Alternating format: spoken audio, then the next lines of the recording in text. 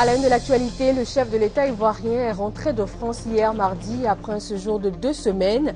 Dès son retour à Abidjan, il a tenu à exhorter chacun à respecter les mesures préventives contre le virus Ebola, tout en précisant qu'aucun cas n'a été détecté en Côte d'Ivoire. En France, le gouvernement Valls II s'est réuni ce mercredi pour son premier conseil des ministres. 2 heures de réunion pour la nouvelle équipe de 33 membres, 16 ministres et 17 secrétaires d'État. Le Premier ministre Manuel Valls va faire une déclaration en début d'après-midi. 170 corps de migrants africains retrouvés non loin de la côte libyenne. Faute de papier, les secouristes n'ont pu établir une liste des victimes et déterminer avec précision leur nationalité. Mercredi 27 août, bienvenue à vous dans le 13h sur RTI 1. C'est aujourd'hui l'ouverture des auditions publiques de la commission Dialogue, Vérité et Réconciliation. Il s'agit pour cette commission dirigée par Charles Konan-Banny d'écouter environ 60 000 victimes de la crise post-électorale ivoirienne. Les victimes et présumés bourreaux vont s'affronter devant la CDVR. Et de retour à Abidjan hier, le président Alassane Ouattara, après un séjour de 2 semaines, a présidé ce mercredi une réunion extraordinaire du Conseil national de sécurité, une rencontre consacrée à l'évolution de la crise liée à l'épidémie Ebola dans la sous-région. Il a été question de faire le point des mesures de prévention pour éviter l'entrée de la maladie en Côte d'Ivoire. Et justement, à son arrivée à Abidjan hier, le président Alassane Ouattara a confirmé qu'aucun cas n'a été détecté et appelle au maintien de la vigilance pour éviter l'entrée de la maladie en Côte d'Ivoire. Évidemment, suivi de très près l'actualité, notamment les difficultés rencontrées dans la sous-région en raison de l'épidémie d'Ebola. C'est une épidémie grave, sérieuse, et je voudrais féliciter le gouvernement qui a pris un certain nombre de mesures pour faire face à cette situation. Grâce à celle-ci, il n'y a pas de cas d'Ebola en Côte d'Ivoire. Et j'insiste pour le préciser, nous devons néanmoins maintenir la vigilance et respecter les mesures préventives qui ont été préconisées par le comité de veille.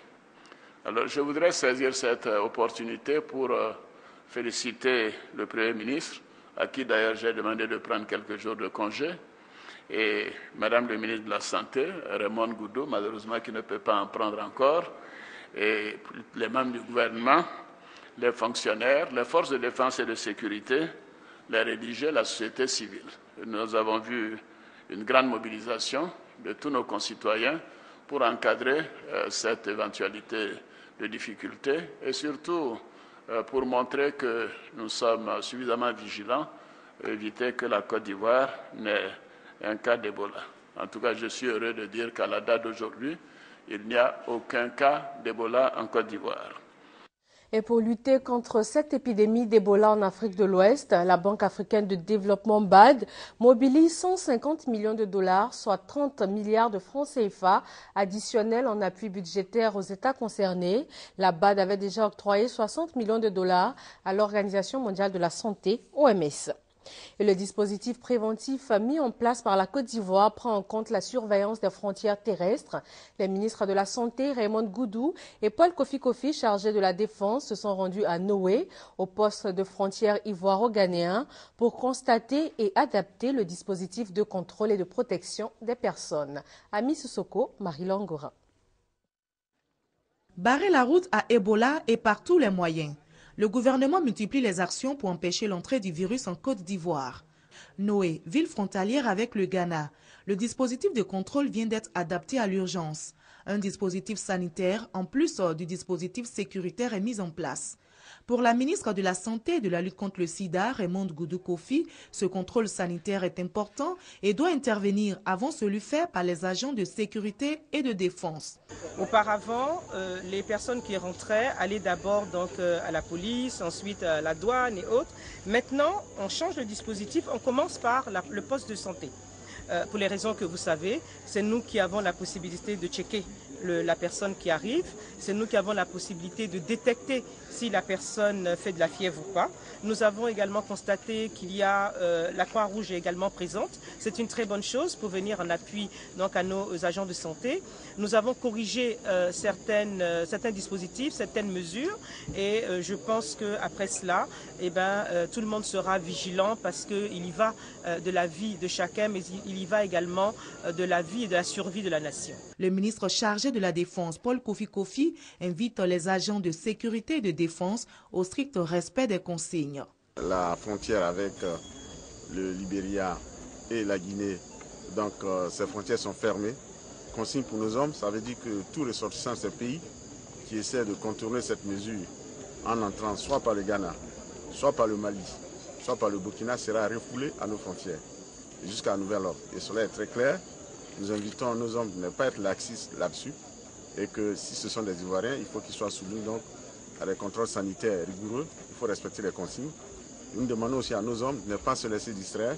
Les agents de santé, de sécurité et de défense ont acquis du matériel, renforçant ainsi leur capacité de surveillance.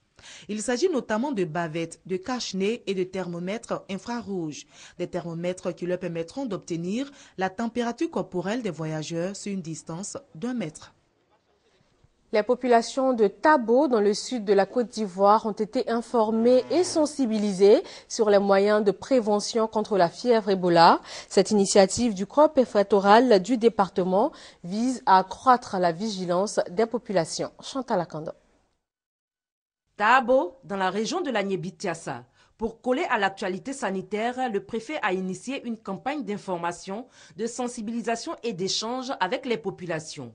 Cette campagne porte sur les mesures prises par le gouvernement relatives à la fièvre Ebola. Assisté par le directeur départemental du district sanitaire de Tabo, le préfet Koukouignon Legré a instruit longuement ses administrés sur les dangers de cette maladie. Il a indiqué aux populations que la Côte d'Ivoire n'a pas encore enregistré de malades. Cependant, le virus fait des dégâts humains dans certains pays frontaliers à la Côte d'Ivoire. Legré Koukouignon a donc appelé les uns et les autres à respecter scrupuleusement les mesures préventives prises par le gouvernement en vue de faire barrière à cette fâcheuse maladie. La campagne s'est poursuivie sur le terrain, précisément au marché de la ville. Là-bas, le préfet et sa délégation ont passé le même message. En attendant que les rencontres de sensibilisation ne s'étendent aux autres sous-préfectures du département de Tabo, les populations ont décidé d'être les porte-voix auprès des autres habitants pour la réussite de cette campagne de sensibilisation contre la fièvre à virus Ebola. Et en République démocratique du Congo, les premiers résultats des tests en laboratoire sont tombés. Il ne s'agirait pas du même virus Ebola que celui qui sévit actuellement en Afrique de l'Ouest. La RDC habitue aux épidémies de fièvre hémorragique, mais les autorités demandent le soutien financier de la communauté internationale. Mobilisation en République démocratique du Congo après l'apparition du virus Ebola dans la province de l'Équateur, dans le nord-ouest du pays. Le personnel médical congolais est mobilisé, des thermomètres au laser et du matériel de protection est arrivé lundi à Kinshasa. S'adressant au corps diplomatique, le ministre de la Santé s'est voulu rassurant, affirmant que le pays a déjà fait face à plusieurs flambées épidémiques ces dernières années. Le coordonnateur principal du système des Nations Unies pour la maladie à virus Ebola, David Nabarro, à Conakry depuis lundi, a exhorté les autorités guinéennes à redoubler d'ardeur dans la lutte contre le virus Ebola. Au cours d'une conférence avec le gouvernement ghanéen, il a souligné que la lutte contre le virus doit reposer sur une mobilisation générale afin de rompre la chaîne de contamination. Plus que 2 semaines avant la visite du chef de l'État dans l'Ifou, dans le département de Prikro, les parents réticents ont été sensibilisés à la scolarisation des enfants. Mais le problème des infrastructures demeure, notamment à Serebou et Kwasi-Kropri. Victorien Ngwa. Serebou, dernier village à nom en sortant du département de Prikro, doit sa célébrité au complexe sucrier ouvert en 1977 et abandonné en 1984. Pourtant, le village n'a bénéficié de rien, en témoigne l'image que présente son école primaire. Nous demandons au chef de l'État de voir Serebou, qui est un village célèbre du département de Prikro, mais quand on voit les cases de Serebou, ça fait mal au cœur. Il paraît qu'il y a école primaire EPP1, EPP2 de Serebou. Mais en réalité, voilà Serebou, l'école de Serebou.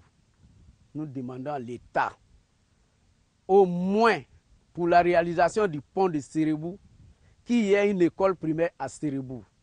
Un enseignant bénévole en vacances. Il tient toutes les classes, du CP1 au CM2, sous ce hangar, en face des vrombissements des machines de la société qui réalise le pont. 92 élèves recrutés, 70 à l'arrivée parce que les autres ont été transférés ailleurs. Les projets auraient existé sur papier. Complexe sucrier, maternité, école primaire ont été implantés ailleurs. En tout cas, le village se construit avec les moyens du bord, à côté du gigantesque pont de 150 mètres sorti des terres en novembre 2013. Serebou vit une injustice criante, martèle le porte-parole de la population. Pareil pour Kwasi-Kropri, village situé à 5 km de la voie principale dans la sous-préfecture de Kofi Amokro. Seul village de la sous-préfecture non électrifié. Ici, 3 classes composent l'école primaire. Regardez notre école. Derrière ici, devant l'école délabrée, et tout ce que vous voyez ici, c'est les efforts fournis par les villageois. Aucune aide de la part de l'État jusqu'à ce jour. 7 villages pour une école dans certaines localités, des mesures sont à prendre pour inverser la tendance. Mbayakro, chef-lieu de département dans la région de Lifou, est en chantier. Le barrage agricole construit sur le fleuve Nzi, laissé à l'abandon, est aujourd'hui remis en état. Eugène Atoubé. Le centre-ville de Mbayakro présente aujourd'hui un visage bien plus heureux qu'il y a quelques mois. Ce chef-lieu de département dans la région de Lifou bénéficie des travaux d'envergure actuellement en cours d'exécution dans le cadre de la visite d'État du président Alassane Ouattara dans cette partie de la Côte d'Ivoire. Les populations reconnaissantes partagent avec les autorités administratives locales le même enthousiasme. Aujourd'hui, nous avons du bitume en Mbayakro. Mais il y a 1 mois, 2 mois en arrière, quand vous arrivez à l'entrée de la ville, vous n'avez plus de bitume. Aujourd'hui, Mbayakro est en train de renaître. Les travaux évoluent en général assez bien. Nous sommes à un taux de 70% d'exécution. Nous avons quelques petits problèmes parce que les mêmes sociétés opèrent à Daoukro et ici. Donc de temps en temps, on constate un ralentissement. Mbayakro, l'une des plus vieilles administrations de Côte d'Ivoire, qui peine à sortir de sa longue léthargie, veut encore croire en des lendemains meilleurs. Ici, l'espoir, c'est le barrage flottant agricole, construit sur le fleuve Nzi et ceinturant la ville aux 3 quarts. L'ouvrage, premier du genre en Côte d'Ivoire, peut offrir de réelles opportunités agricoles à tout le département. Le plus important pour nous, en tant qu'agriculteurs, c'est de pouvoir irriguer notre riz, produire le riz en plein temps, c'est-à-dire au moins 2 fois dans l'année. Et aussi, c'est un site touristique, parce que c'est beau à voir. Le premier barrage flottant agricole de Côte d'Ivoire est un atout pour les vastes superficies rizicoles de Mbayakro, aménagées dans les années 70, du temps de la sauderie.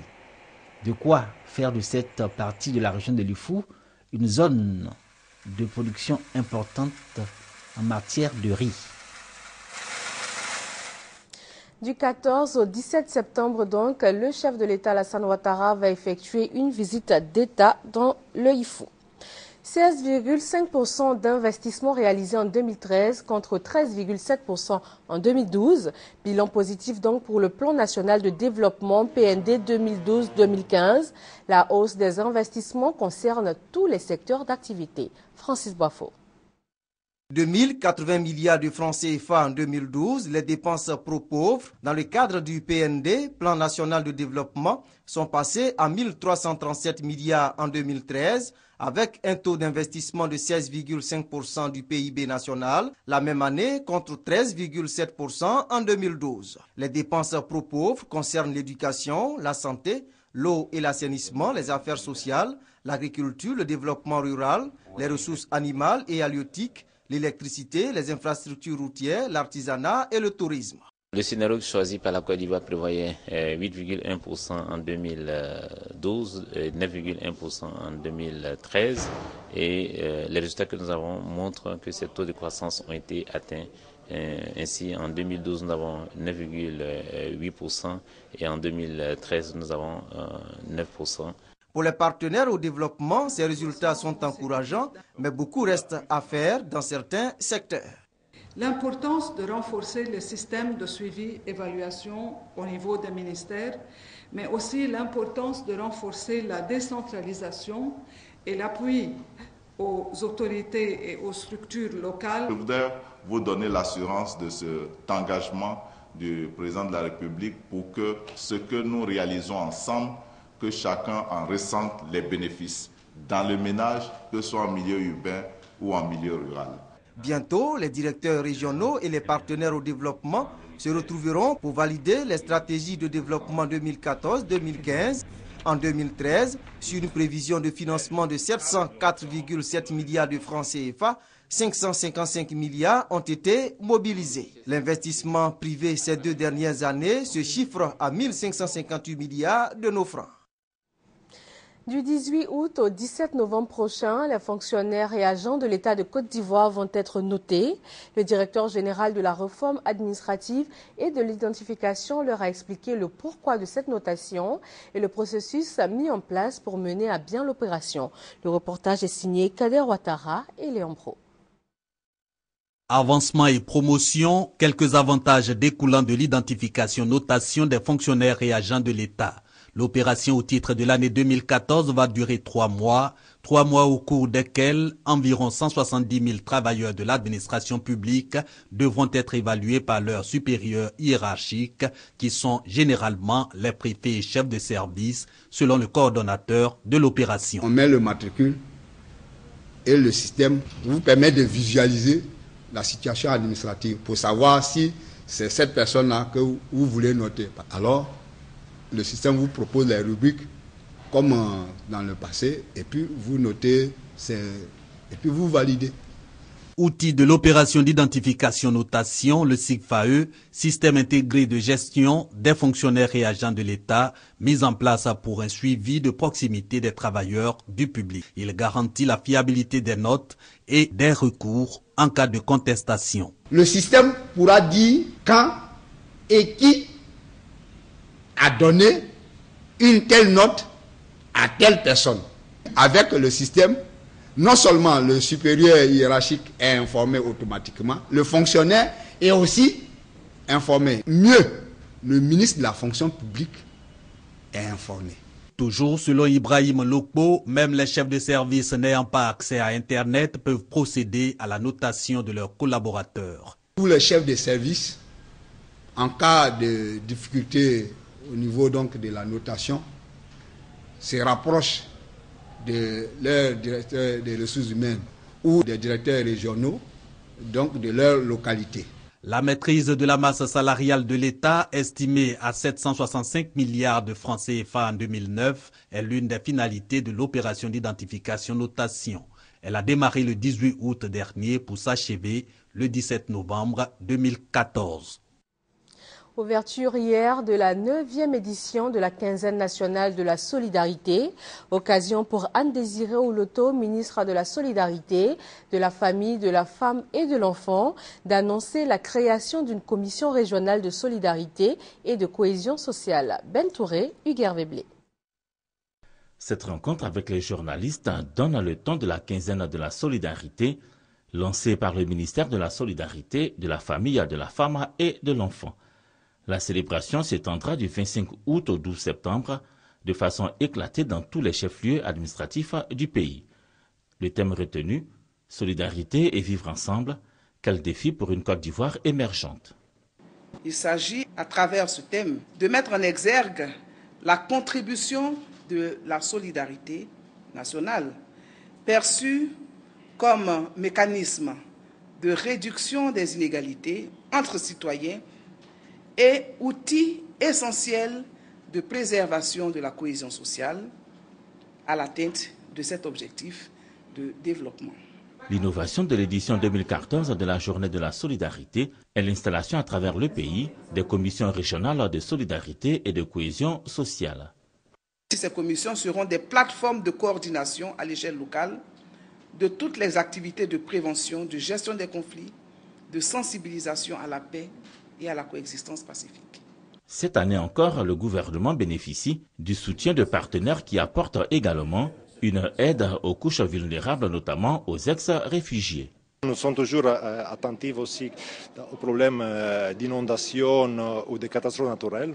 Une soirée de solidarité pour récompenser les personnes physiques ou morales qui se seraient bien illustrées en faveur de la solidarité. C'est une autre innovation de la ministre Anne-Désirée Ouloto. Elle est destinée à encourager les initiatives en faveur des populations rendues vulnérables par les crises qui ont davantage appauvri les populations. L'Office national de l'identification ONI a reçu la visite des membres du secrétariat exécutif du PDCI RDA. Il a été question pour eux de s'assurer de la reprise effective de l'opération de délivrance de la carte nationale d'identité et aussi de comprendre le déroulement de l'opération. Maïsako. Les locaux de l'Office national d'identification investis ce mardi par des membres du secrétariat exécutif du PDCI RDA. Une visite pour féliciter l'ONI pour la reprise de la délivrance ordinaire de la carte nationale d'identité. Mais il était surtout question pour les membres du secrétariat exécutif du PDCI RDA de se rendre compte de l'effectivité de l'opération et de mieux comprendre son déroulement. Après un conseil des ministres depuis juillet 2014, le ministre d'État, ministre de l'Intérieur, de la Sécurité, a lancé l'opération d'identification ordinaire de la population, c'est-à-dire la production des cartes nationales d'identité. Donc nous sommes venus à la source parce que nous avons des contacts avec nos militants qui nous posent souvent des questions. Pour établir la carte nationale d'identité, il est demandé aux pétitionnaires un extrait d'acte de naissance ou un jugement supplétif, un certificat de nationalité et un timbre de 5 000 francs CFA, les timbres étant disponibles dans les trésoreries et à la Caisse nationale d'épargne. Le processus est en bonne voie. Les premières cartes nationales d'identité ont été remises aux pétitionnaires, au dire du directeur général de l'ONI. Benjamin Essodiobo a expliqué à ses hôtes que l'Office est à la phase d'implantation de ses services à l'intérieur du pays. Après ces assurances, le secrétaire exécutif du PDCI RDA a tenu à faire des doléances. Nous avons fait quelques doléances pour dire s'ils pouvaient rapprocher leur point fixe du chef-lieu de sous-préfecture pour que ce soit encore plus proche et de faire en sorte que le coût réel diminue en diminuant le transport des populations. Suspendue en 2008, l'opération de délivrance de la carte nationale d'identité est bel et bien repartie cette année. Pour la phase ordinaire en cours, les pétitionnaires sont estimés à près de 3 millions.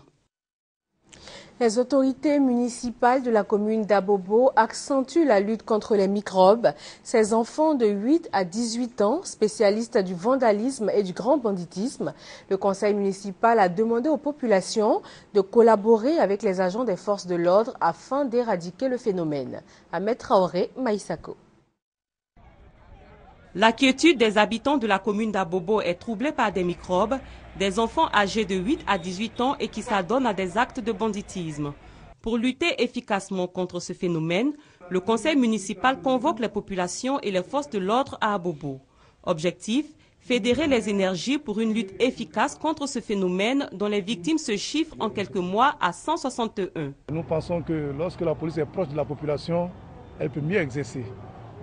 Pour assurer notre sécurité, il faudrait quand même que cette police soit informée.